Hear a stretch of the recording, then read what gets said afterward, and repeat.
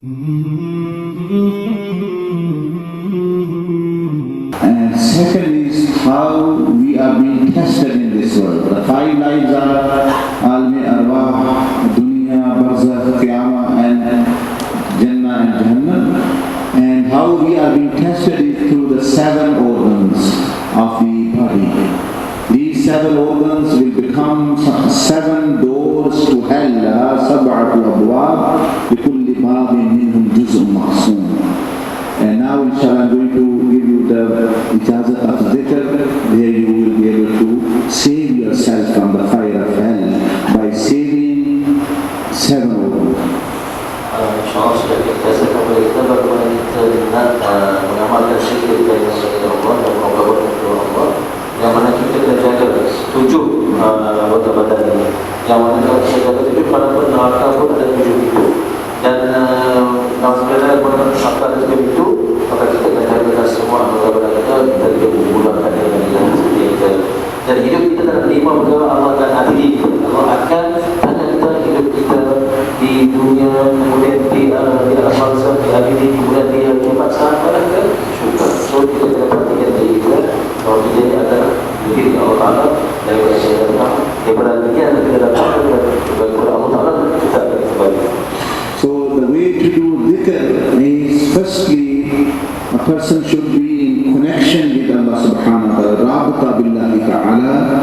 Like a mobile phone is not connected to network, you can't, if you speak, nothing goes on the other side.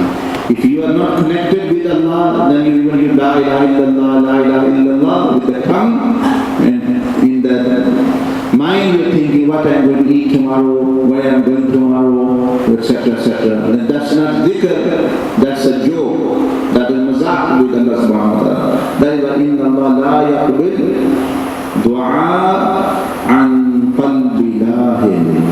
A heart which is in ghafla, Allah does not pay attention to that heart. Sesungguhnya Allah Ta'ala itu tidak akan terima zikir atau berdoa daripada kalangan orang yang berzikir dan kalangan hatinya lalai, kan? Itu dan seperti mana diibaratkan telefon, handset. Mana kalau kita ni dalam keadaan hadrah kita zikir kepada Allah, zikir hanya zikir sufi, tak sampai ke dalam hati, maka kita tak ada kontak dengan Allah Ta'ala, maka itu tak akan dapat menyentuhkan hati kita sendiri, kan?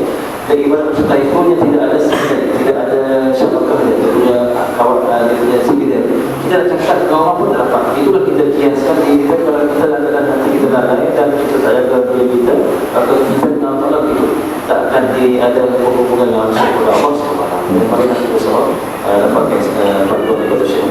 So before doing dhikr, you choose a time. Once in 24 hours you are doing 20 minutes.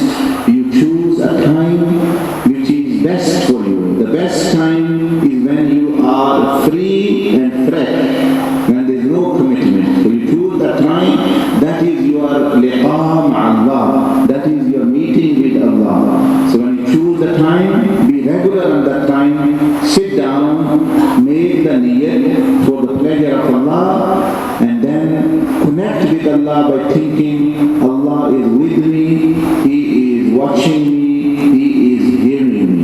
When you have these three thoughts, innani ma'akum asma'u wa ara, when you have these three thoughts, then you are in connection, you are connected to Allah subhanahu wa ta'ala.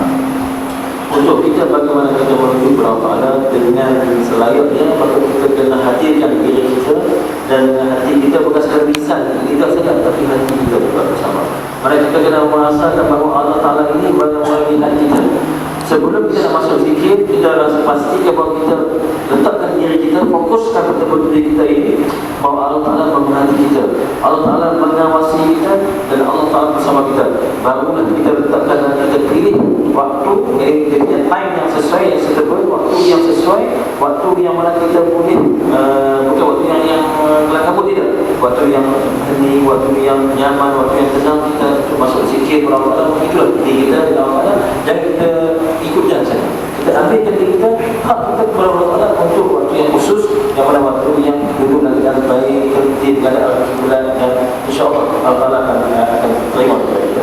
After that, you begin the dhikr with Bismillahirrahmanirrahim, Astaghfar, Salat Marrat, الصلاة على النبي أي صلاة تشاء 3 times and 3 times لا حول ولا قوة إلا بالله.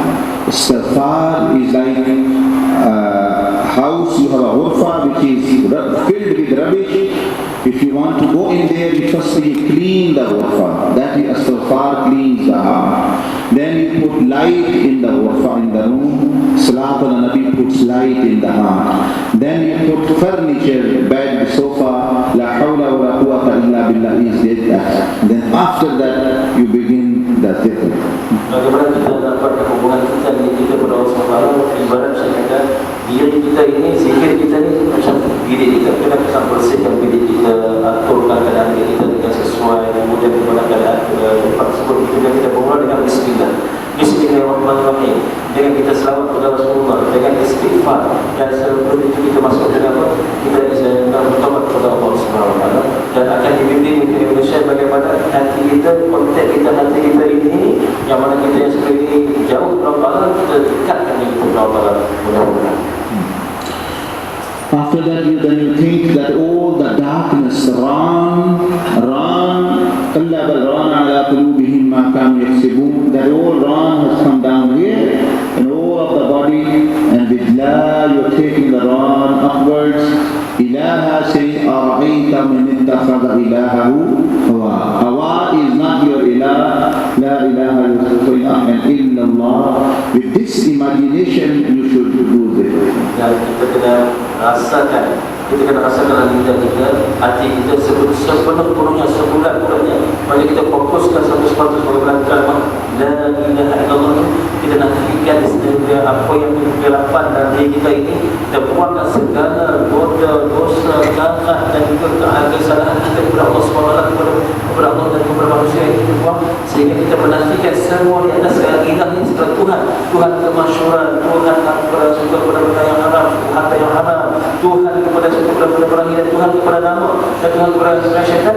Maka kita letakkan kembali Allah dalam diri kita, dan mudah-mudahan dengan kita buat latihan demi latihan 2 minit sehari, maka kita akan bersihkan hati kita dan juga rumah kita dan diri kita, hati kita sendiri.